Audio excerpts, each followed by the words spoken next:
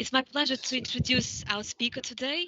So Dr. Yoram Kalman is an associate professor at the Department of Management and Economics at the Open University of Israel. He is the chair of the MBA program in his university and also of the Learning Analytics Committee of the university's Faculty Council. His research focuses on the role of digital communication technologies in the life of individuals, organizations, and societies. And Yoram also has a lot of experience in the private sector. So welcome, Yoram. We are looking forward to your session. Great. Thank you for the introduction, Irina, and thank you for the invitation. So I'm also, by the way, with the OMI Lab, the Open Media and Information Lab here at the Open University of Israel. And as you already know about my background, my academic background actually isn't in the social sciences. I come from the life sciences. My bachelor's degree was in biology. My master's was in human genetics. I then left academia to the private sector, did an MBA, did a PhD during my work in industry, and actually joined academia full time in 2009. That's when I joined the Open University of Israel. I have about 15 years of senior corporate experience, actually in the educational services sector as vice president, senior vice president, and CEO. And my research focuses probably around these three keywords: computer mediated communication, information systems, and HCI, human computer interaction. And I added these footprints to remind myself to mention that from the early days, what really interested me in research in these areas was our digital footprints, the digital footprints that we leave around as we move through the world. And that led to a lot of my previous research and also led me into the area of learning analytics. So I'll also introduce my student, Roni. Roni has his video on. Roni is not a typical PhD student. He's a professor emeritus of civil engineering at the Israel Institute of Technology, the Technion, our most prestigious institute of technology in Israel. He is emeritus at the university, but he's still the chairman of the National Advisory Committee to the Contractors Registrar, past president of the International Association for Automation and Robotics in Construction. And at his age, he decided to pursue a PhD in education at the Open University of Israel. One of the key reasons we linked together is Roni's pioneering work for over 20 years, I believe, on the acronym here at the bottom, the APPC, the Automated Project Performance Control of Construction Projects. He's been involved, again, for over 20 years in developing the concept of using sensors, cameras, and other sensors around construction sites in order to track and understand what is actually happening on the ground and be able to evaluate safety, project progress, efficiency, etc. And you can probably see how learning analytics are very far from that, but also very close. We use data that we collect from our students and faculty in order to try and better understand the learning and teaching that takes place. And that's one of the key reasons we're actually collaborating on this specific project. So thank you, Ronnie. Um, okay, this is a big caution, work in progress. This is really work in progress. It's the first time we're presenting this to an audience, the framework itself. In a few weeks, we will present it at a national conference here in Israel. So there is a conference paper that is cited here at the bottom. It's in Hebrew. So not too many of you, some of you, but not all of you, not many of you would be able to read it. But this is really our first time. And I think many of us have been in this situation where you present something for the first time, and this is uh, this is again not a warning, but actually an encouragement for you to get involved, to give feedback. We've all been there, and we look forward for your input and insights. Um, In a nutshell, in a nutshell, I'm trying to use these 2 minutes to to talk about the whole about the whole talk. We all know that higher education institutions or universities, we don't need the acronym, universities accumulate a lot of data. Many of us work with these data, and our claim is basically that the current learning analytics actually extract only a fraction and probably a relatively small fraction of the potential utility of these data. And the reason is that most decision makers at universities and other higher education institutions don't actually have access to the high quantity and high quality of learning analytics the teaching faculty have. Most of our learning analytics work focuses on what actually happens in the classroom itself. And our target audience for learning analytics is mostly teaching faculty.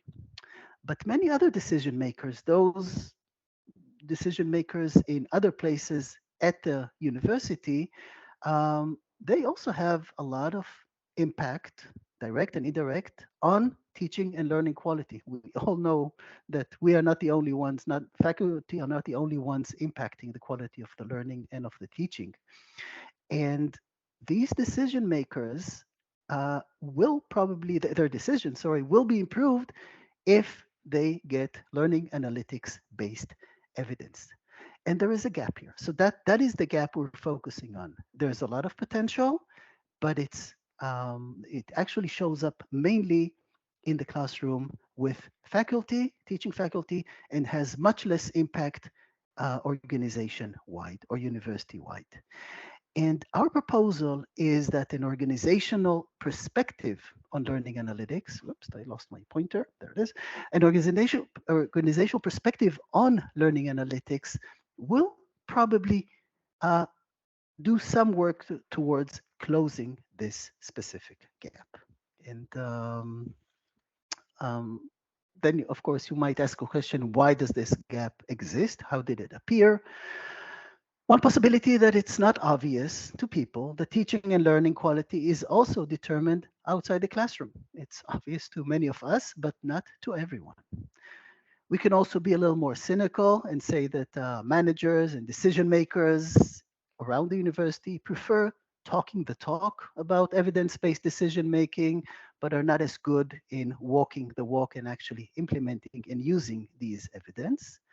And there's a third, and these are not mutually exclusive options. There's a third option that there is actually not a sufficient theoretical or conceptual framework for how to use learning analytics organizational or organization wide in institutes of higher education.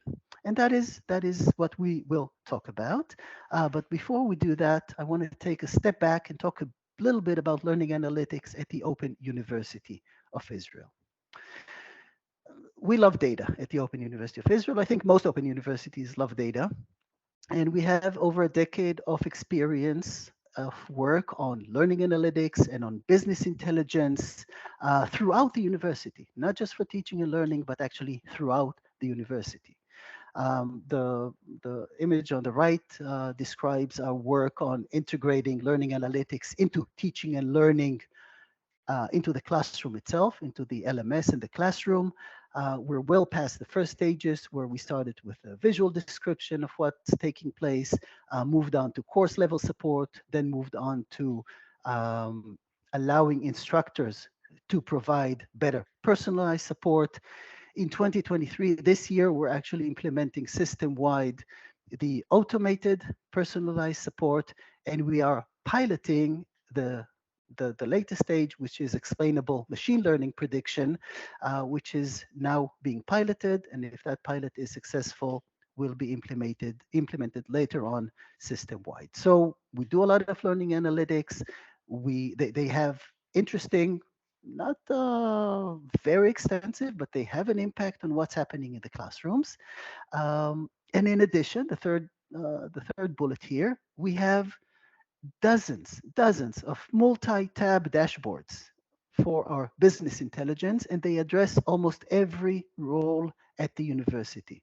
And each of these dashboards has carefully designed and tailored KPIs, key performance indicators. I'll talk about them. Not everyone maybe not everyone is acquainted with the concept of key performance indicators. You can guess what they are, but I'll elaborate on them in a moment. But again, each of these dashboards has good KPIs, a lot of KPIs that were tailored specifically for that specific role or for people holding specific roles.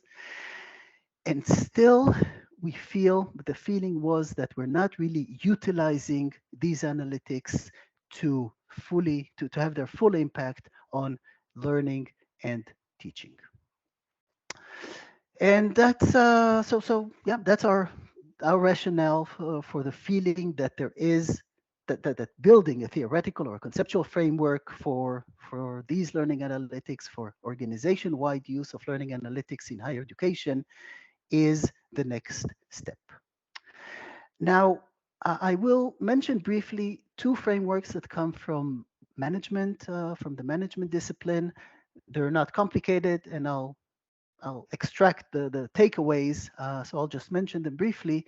The first one is Gorry and Morton's framework for management information systems, and the second one is the theory of constraints, global performance measures. And we'll start with the first one, the Gorry and Morton's framework for management information systems. Basically, I hope you can see the top line here. Basically, what they said, and this is old work, I think from the 80s or even late 70s. The 89 paper is a later paper. Basically, what they looked at, and that's information systems research, is what types of data or what are the information needs of different parts of the organization. And what they emphasize, and that is the big takeaway, is that different organization actors have different information needs. In this list, again, if you can read it, here it says operational control. So the data or the information that you need if you're at the operational level of the organization. In the case of universities, probably that's where the classroom teaching takes place. These information needs are different than those who are at the management level or at the strategic planning level. So different actors have different information needs. That's the big takeaway from this theoretical framework. And the second one from the theory of constraints, which is one of my favorite managerial theories or perspectives, what they're actually asking is what performance measures should be used when we are measuring the performance of organizations. And their main claim is that when you develop such measurements, there is no need to start from scratch. There's no need to reinvent the wheel, but actually that there is a relatively small number of global performance measurements that can be used in most organizations and of all types. Here they list six of these measures, but as I emphasized in yellow, this is not necessarily a definite list. They can be modified, they can be adjusted, new measures can be added. But in this case, they're talking about throughput, which is what the organization produces, operating expenses, inventory, lead time, quality, and due date performance. But again, the key takeaway is this one: less is more. Unlike what I experienced at the Open University in Israel, where there are dozens and dozens of KPIs, probably hundreds, not dozens. Um, if you have many performance measures, it's very difficult to manage using them or to leverage them in order to improve your work. So these are the two takeaways we're taking from these theories, and we don't need to mention them. Different organizational actors have different information needs, and less is more. Now, one more mention of KPIs, key performance indicators. Again, I don't see your faces, so I hope I'm not saying the obvious. Key performance indicators, and if someone jumps in and says everyone at the Open University knows what KPIs are, I'll shut up and move on. I'm using the Wikipedia definition here. Basically, we're talking about indicators of either performance indicators or key, the major performance indicators. They're a type of performance measurement. And KPIs basically evaluate the success of an organization or for project in which it engages, and they provide focus. Focus, and I'm reading the slide, provide focus for strategic and operational improvement. They create an analytical basis for decision making, and they help focus the attention on what matters most. That is why we're focusing on the key ones and not just on hundreds and hundreds of performance measures. We're trying to focus on the key ones. And some examples we know from higher education of either performance indicators or key performance indicators. It could be the student faculty ratio, it could be student retention rates, grades and grade distributions, graduation rates, graduation numbers, contact hours, statistics on how students or faculty use the learning management system, to what extent do they watch the videos and how do they watch them, how do they engage, do they and how do they engage with the quizzes, did they submit their assignments, etc. So there are a lot of such indicators that we all know in these systems, and and basically these KPIs can be used for several purposes. They could be used as goals. That's one of the common uses, but it's certainly not the only one. Many people think KPIs are only should only be used for goals, but that's a misconception. They can be used as goals. They can also be used as benchmarks in order to compare our performance maybe to past performance or our performance to performance somewhere else. A third use is milestones, which is a category of a goal, but it's a time related goal. And a fourth category is more general. We called it organizational learning tools, which is using these performance indicators as ways to better understand the organization that we are in. In the next slide, I'll present the outline, the skeleton of the framework that we're proposing. There it goes. Okay, that's it. Not very complicated. And basically, what we have here are columns and rows, like most tables. And you can now start seeing the two theories that we're using in order to build this matrix or this table.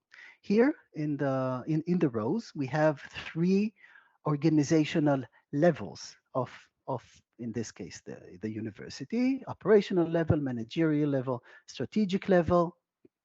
It could also be divided in different ways. Different organizations perceive themselves differently, but that's one generic division. And then we have in the columns the performance measures. So number one could be the throughput of the university.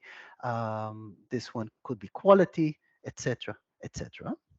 And what we do is in these cells or boxes, we place different KPIs. So let's look at the second column, the first one with the KPIs. Uh, Again, this is probably one of the most important performance measures, probably the one of throughput. Here we can see, uh, one second before that, I'll say we have 10 KPIs here scattered around the different cells. And in this case, we can see, for example, that KPI A appears at the operational level. It's also used at the managerial level, as well as at the strategic level. We can see that some KPIs are used only at one level. For example, KPI C is used only at the strategic level. D is used at the managerial and operational. E is used only at the operational level, etc. And then there are other performance measures, and they have their own KPIs. Usually, a KPI doesn't appear across different performance measures. At least we couldn't think of examples of that, but that's not a strict rule. It's an indication. And one more thing that's interesting to mention is that the same KPI could be used for different purposes. So, for example, if KPI A is used at the operational level just for organizational learning, it might be used at the managerial level as a goal and at the strategic level as a benchmark. So the same KPI could be used at different levels, but used in different ways, but not necessarily. I think we can see KPI B, for example. No, which example? Anyway, the same KPI could be used for the same purpose across two different levels of the organization. So that's the background. And again, the rationale behind it is the one we mentioned before. Different organizational actors have different information needs. So these are the rows, and the columns should be as few as possible and as few as possible KPIs within these cells. We want to demonstrate this with an example. We hope it's useful. I'm not even sure. Again, it's the first time we're trying this example. If you lose me, I'll be back in 4 minutes. So try to stay with me. And if it's not a good example, you'll be able to tell me later. So in this example, we have a top management level KPI, which is the annual number of graduates. Okay, this is this column. And at this case, it's one that is at the top university level, not at the department level or individual course level. You can see that I have different levels here than in the other model. It's a little more concrete. Um, and the annual number of graduates is probably a goal, but it certainly is also a benchmark for the university. Now, there could be another KPI, which is, for example, the percent of first year completions. So, how many students successfully completed the first year and are able to move on to the second year? Um, that's also probably a benchmark at the university level. Now, let's say that we missed the goal, okay? At the university level, the annual number of graduates is below expectations, significantly below. We assume that the university management and people within the organization will put their heads together and try to figure out what are the reasons um, for this issue, for this problem, for this change, for this unexpected situation. And hopefully they'll have some suggestions and have some interventions that will try to rectify the situation. And here I made the benchmark green to remind myself to mention that after, let's say that these changes were implemented, we could wait and see what's the impact on the annual number of graduates, but we would probably have some kind of input or insight whether an improvement at the percentage of the first year completions is an indication that that the intervention we made an impact. Because if people don't successfully graduate from the first year, they will certainly not graduate from the university with their full degrees. So this number could actually be a benchmark to give us some kind of indication of the impact, the immediate impact of our actions. So that's at the university level. At the department level, a KPI could be the percent of students who, where is that? In the department who completed the first year. So different departments have different completion rates. We could look at this goal or benchmark at the department level. At the course level, we could look at the percentage of students who passed the course, who successfully passed the course. It's an obvious benchmark, or a measure or KPI, but it's often looked at as a goal, possibly as a benchmark, and that's what we'll talk about in a second. Because in our hypothetical example, we have an instructor who looks at the completion rates of the student in her course, and she wants to improve them. And she wants to improve them by changing the teaching method. So, okay, she wants to evaluate the change in the course teaching method. And then it turns from just a goal, the percentage of students who will pass, also to a benchmark. So, for example, she changes to more active learning or to a project-based teaching or any other different teaching approach. And hopefully she hopes that the change will impact or improve, sorry, the percentage of students who successfully graduate from that specific class, an improvement of 10%, 15%, something like that. And and KPIs would be a way to measure that. But let's now take the example one more step, and that's the final step if you're totally confused. Let's say that this happens university wide. So the university decides to try this different teaching method in 20 courses across different departments, and then suddenly a lot more of these cells have content in them because you would want to track the impact of this new teaching method at the university level, at the department level, and still also at the course level. So I hope the example is somewhat helpful, but if not, we'll go back to the basic model that talks about the three levels of the organization, the different performance measures, and um, remind ourselves of the big framework.